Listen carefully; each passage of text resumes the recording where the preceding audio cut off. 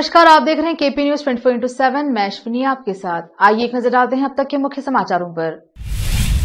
कल्याण राज्य प्रगति पार्टी को 25 सीटें मिलेगी, जिसमें बीदर दक्षिण सीट से उम्मीदवार भीमाशंकर पाटिल होंगे। बिजली कारीगर का जीवन कठिन होकर कारीगरों की पीढ़ी अन्य काम से जुड़ रही है। कर्नाटक में पूर्ण बहुमत से सरकार बनाने के लिए भाजपा को वोट दें, मोदी पर भरोसा करे अमित शाह। मध्य प्रदेश विमान हादसा, अंतिम संस्कार के लिए बेलगावी पहुंचा विंग कमांडर का पार्थिव शरीर। नया बजट करीब, लेकिन पिछले साल के 132 वादे अधूरे हैं।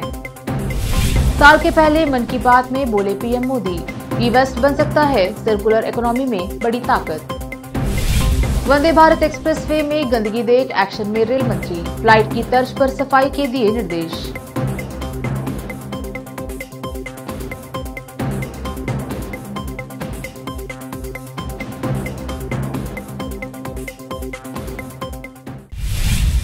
अब समाचार विस्तार से।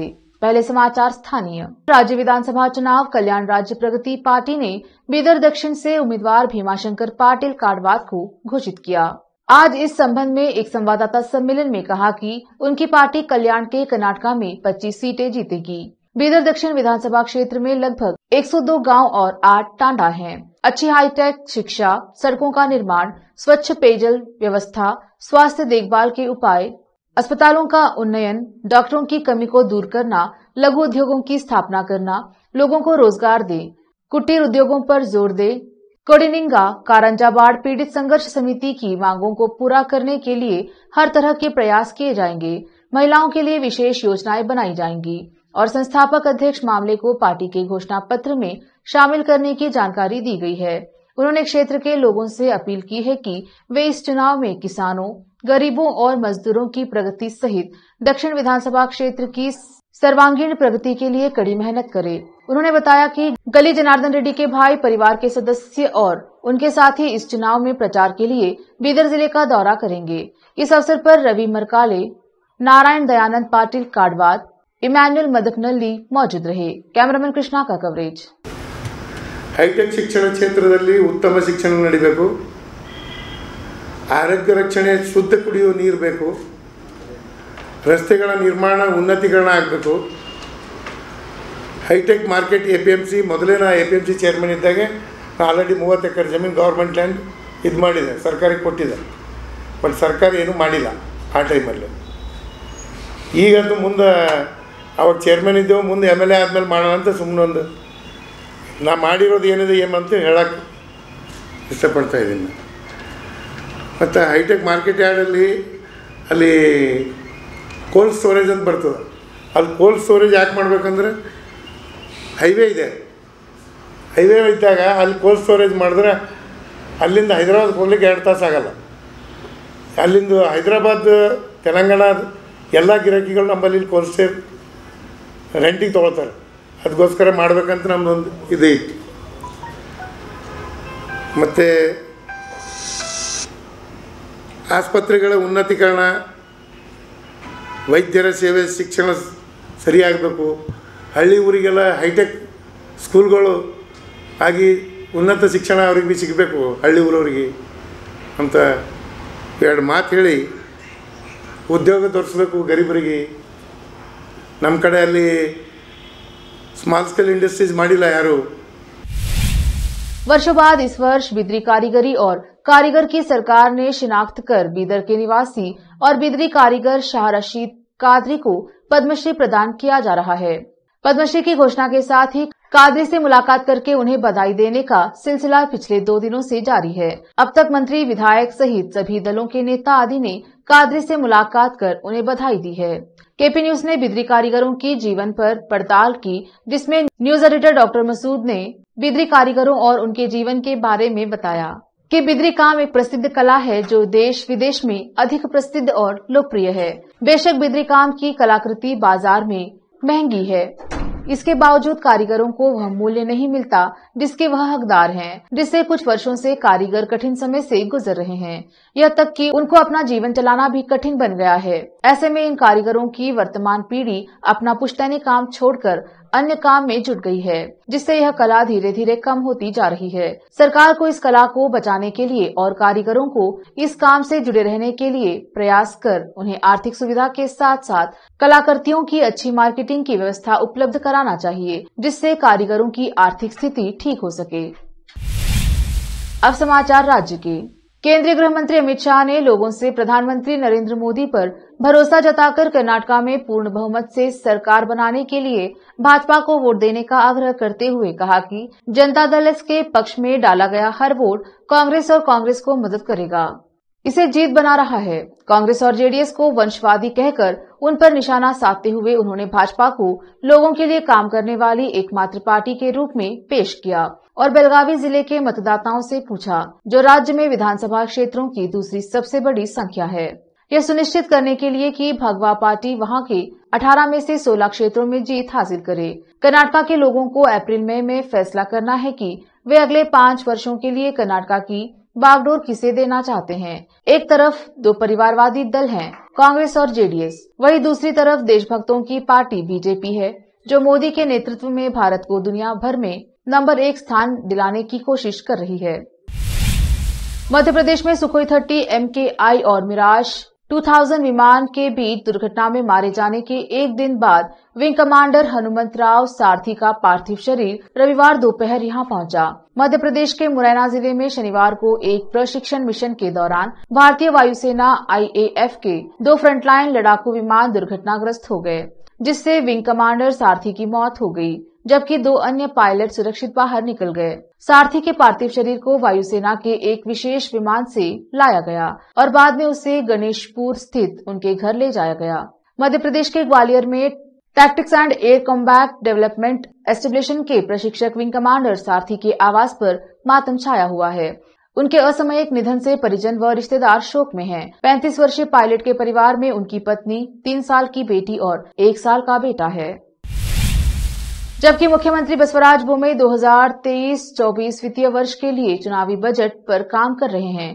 पिछले साल उन्होंने कई प्रमुख कार्यक्रमों की घोषणा की, जिसमें दुग्ध उत्पादकों के लिए एक सहकारी बैंक की स्थापना और कर्नाटक प्रौद्योगिकी संस्थान KIT का निर्माण शामिल है, जो साकार नहीं हुआ है। हाल ही में बोम्मई की अध्यक्षता में हुई एक समीक्षा बैठक में प्रस्तुत विवरण के अनुसार पिछले साल बोम्मई ने बतौर वित्त मंत्री अपना पहला बजट पेश किया था। 2.65 लाख करोड़ रुपए के बजट में 391 घोषणाएं की गयी, जिनमें से 52 नीतिगत बयान थे। शेष 349 कार्रवाई योग्य वादों में से 207 के लिए सरकारी आदेश जारी किए गए हैं और अन्य 132 को लागू किया जाना बाकी है। पुलिस ने पिछले 3 वर्षों में यातायात नियम तोड़ने के लिए BMTC और KSRT से 1.4 करोड़ रुपए जुर्माना मांगा है। अकेले BMTC पर 1.3 करोड़ रुपए बकाया है। विशेष पुलिस आयुक्त यातायात डॉक्टर MA सलीम ने इस संबंध में निगमों के प्रबंध निदेशकों को पत्र लिखा है। कैब, टैक्सी, ऑटो और मालवाहक वाहन को RTO में फिटनेस सर्टिफिकेट को नवीनीकृत करते समय नियमों को तोड़ने के लिए यातायात जुर्माना देना पड़ता है, लेकिन BMTC और KSRTC बसों को SC के लिए RTO को रिपोर्ट करने की जरूरत नहीं है। नतीजतन ट्रैफिक पुलिस बकाया वसूलने के लिए दोनों कंपनियों के पास पहुंच गई है। डॉक्टर सलीम ने बताया कि गलत और बेतरतीब पार्किंग, सिग्नल जंप करना, तेज गति और लापरवाह ड्राइविंग BMTC और KSRTC चालकों द्वारा किए गए सबसे अधिक ट्रैफिक उल्लंघन हैं। उन्होंने कहा, ट्रैफिक नियमों का उल्लंघन दिखाई देने पर भी हम बस को नहीं रोकते, क्योंकि ऐसा करने से यात्रियों को असुविधा होगी। उन्होंने कहा कि जुर्माना वसूलने के अलावा वे ड्राइवरों से कानून का पालन कराने के लिए कुछ नहीं कर सकते। लेते हैं छोटा सा ब्रेक, जल्द लौटेंगे ब्रेक के बाद। हिंदुस्तान के हर कोने में हम हैं मौजूद। 24 घंटे हालात पर गहरी नजर, खबरों से जुड़े चुपते सवालात और आपको दिखाता है धार्मिक, सामाजिक, राजनीतिक, लोकल और इंटरनेशनल न्यूज की सबसे बेहतर कवरेज, जो आपको रखती है हर पल बाखबर। देश और दुनिया भर की खबर के लिए देखते रहें KP News 24/7। Noor education trust Bidar की ओर से चलाए जाने वाला Noor MEd and BEd college Bidar, recognised by NCTE Delhi and affiliated to Gulbarga University, Gulbarga. Admission are open for the academic year 2022-23. विशेषज्ञ और सक्षम शिक्षकों द्वारा शिक्षा प्राप्त करने के लिए नूर एमएड एंड बीएड कॉलेज में दाखिला लें और शांत वातावरण में शिक्षा प्राप्त करें। बीदर शहर में बेहतर शिक्षा का एकमात्र केंद्र Noor MEd and BEd college, Shahpur gate, Bidar. Phone numbers 9945283920 8482221297। Break के बाद स्वागत है आपका। देखते हैं आगे के समाचार। प्रधानमंत्री नरेंद्र मोदी आज साल 2023 की पहली मन की बात कर रहे हैं। पीएम मोदी देश के साथ अपने मन की बात साझा कर रहे हैं। आज मन की बात का 97वां संस्करण है। मन की बात में पीएम मोदी ने कहा कि गणतंत्र दिवस समारोह में अनेक पहलुओं की काफी प्रशंसा हो रही है। 26 जनवरी की परेड के दौरान कर्तव्य पथ का निर्माण करने वाले श्रमिकों को देखकर बहुत अच्छा लगा। इस परेड में पहली बार हिस्सा लेने वाली महिला ऊंट सवार और सीआरपीएफ की महिला टुकड़ी की भी काफी सराहना हो रही है। प्रधानमंत्री ने कहा कि भारत दुनिया का सबसे बड़ा लोकतंत्र है और हम भारतीयों को इस बात का गर्व भी है कि हमारा देश लोकतंत्र की जननी भी है। लोकतंत्र हमारी रगों में है, हमारी संस्कृति में है। सदियों से यह हमारे कामकाज का भी एक अभिन्न हिस्सा रहा है। स्वभाव से हम एक लोकतांत्रिक समाज हैं। वंदे भारत एक्सप्रेस में यात्रियों की ओर से कूड़ा फेंकने के मामले का संज्ञान लेते हुए रेल मंत्री अश्विनी वैष्णव ने संबंधित अधिकारियों को फ्लाइट की तरह सफाई करने का निर्देश दिया है। रेल मंत्री ने सफाई प्रक्रिया को उसी तरह अपनाने पर जोर दिया है जैसा कि उड़ानों में किया जाता है। ठीक वैसे ही एक व्यक्ति कचरा इकट्ठा करने वाले बैग को कोच में बैठे लोगों की सीट के पास ले जाएगा और यात्रियों को बैग में कचरा डालने के लिए कहेगा। अश्विनी वैष्णव ने एक ट्वीट में कहा कि वंदे भारत ट्रेनों में सफाई व्यवस्था में बदलाव किया गया है और ट्रेनों में स्वच्छता बनाए रखने में लोगों से सहयोग मांगा गया है। दरअसल सोशल मीडिया पर वायरल कुछ रिपोर्ट्स में वंदे भारत ट्रेनों की तस्वीरों को ट्वीट किया गया था, जिसमें ट्रेन के गंतव्य पर पहुंचने के बाद इस्तेमाल किए गए खाने के पैकेट और अन्य कचरा बिखरा हुआ दिखाया गया था। कुछ इंटरनेट यूजर्स ने मंत्री से मामले में तत्काल कार्यवाही करने का आग्रह किया था। समाजवादी पार्टी के प्रमुख अखिलेश यादव ने स्वामी प्रसाद मौर्य को बड़ी जिम्मेदारी दी है। समाजवादी पार्टी अब यूपी में जाति जनगणना की मांग को लेकर बड़ा आंदोलन करने की तैयारी कर रही है। अखिलेश यादव ने कहा है कि यूपी में जाति जनगणना को लेकर चलने वाले इस अभियान की कमान स्वामी प्रसाद मौर्य के पास रहेगी। अखिलेश यादव ने आरोप लगाया है कि बीजेपी के लोग उन्हें शूद्र मानते हैं। उधर स्वामी प्रसाद मौर्य ने भी इस बात की तस्दीक की है कि बिहार की तर्ज पर यूपी में भी समाजवादी पार्टी की जाति जनगणना को लेकर अभियान शुरू करने वाली है। रामचरितमानस पर विवादित बयान देने वाले स्वामी प्रसाद मौर्य को अखिलेश यादव ने नए मिशन पर लगा दिया है। माना जा रहा है कि रामचरितमानस पर विवादित बयान देने वाले स्वामी प्रसाद मौर्य को अखिलेश यादव ने इसीलिए तलब किया है क्योंकि पार्टी में कई नेता उनके बयानों से नाराज हैं। लेकिन जब अखिलेश से मुलाकात करके स्वामी प्रसाद मौर्य बाहर निकले तो उनकी जुबान पर नया एजेंडा था। इतना ही नहीं, अखिलेश ने भी यूपी में राजनीतिक ध्रुवीकरण की नई चक्की घुमानी शुरू कर दी। भारत चीन की वास्तविक नियंत्रण रेखा LAC विवाद पर विदेश मंत्री S जयशंकर ने राहुल गांधी को करारा जवाब दिया है। उन्होंने राहुल गांधी का नाम लिए बिना कहा कि कुछ लोग चीन मुद्दे पर गलत जानकारी दे रहे हैं।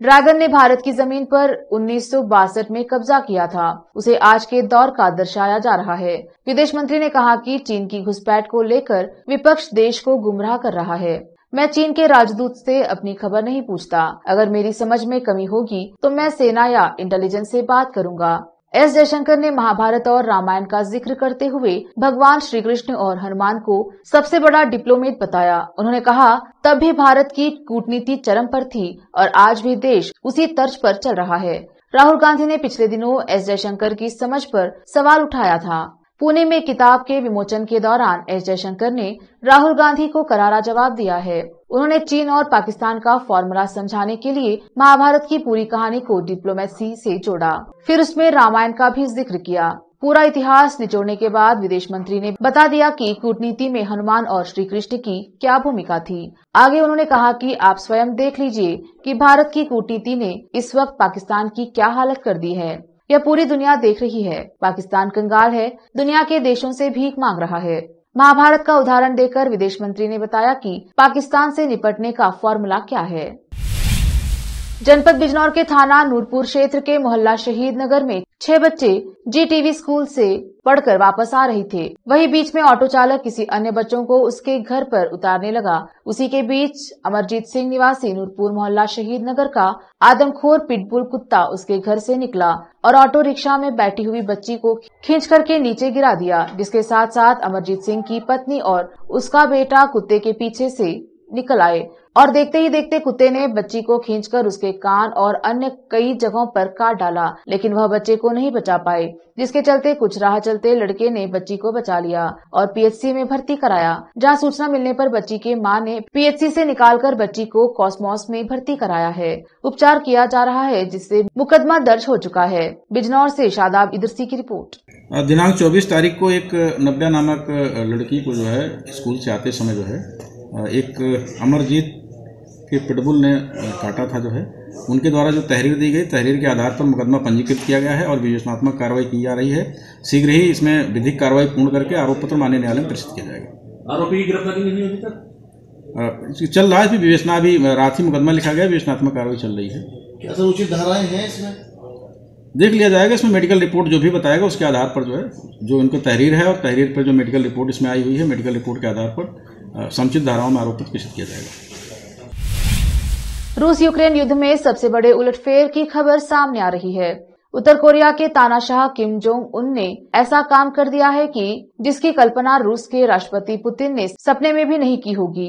अमेरिका के एक आरोप से घबराकर उत्तर कोरिया ने रूस को करारा झटका दे दिया है। यूक्रेन में भीषण युद्ध लड़ रहे रूस के वैगनर समूह को उत्तर कोरिया ने हथियार देने से इनकार कर दिया है। इससे पुतिन भी हैरान रह गए हैं। किम जोंग उन ने अमेरिका की ओर से उत्तर कोरिया पर लगाए गए आरोपों के बाद यह कदम उठाया है, जबकि किम जोंग उन पुतिन के पक्के दोस्त हैं। एक नजर फिल्मों के समाचारों पर। साल 2023 में धमाल मचाने आ रही है अक्षय कुमार और इमरान हाशमी की जोड़ी मैं खिलाड़ी सॉन्ग का टीजर हुआ रिलीज। अब समाचार खेल जगत की। रोहित शर्मा और विराट कोहली के बचाव में उतरे अश्विन, लोगों से कही संयम बरतने की बात। आखिर में समाचार बाजार की। बजट में मध्यम वर्ग नौकरी पेशा को इनकम टैक्स स्लैब में मिल सकती है राहत, घर खरीदारों को भी तोहफा। फिर से एक नजर आज की सुर्खियों पर। कल्याण राज्य प्रगति पार्टी को 25 सीटें मिलेगी, जिसमें बीदर दक्षिण सीट से उम्मीदवार भीमाशंकर पाटिल होंगे।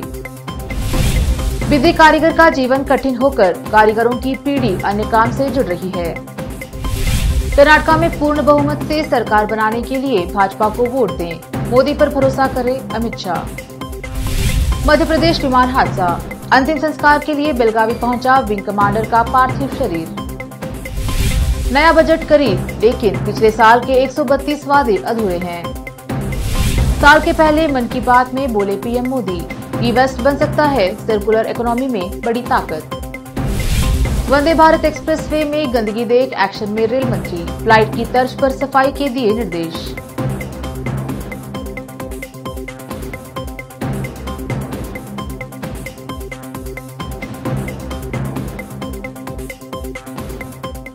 केपी न्यूज के 9 बजे के बुलेटिन में आज इतना ही। देखते रहिए केपी न्यूज 24/7।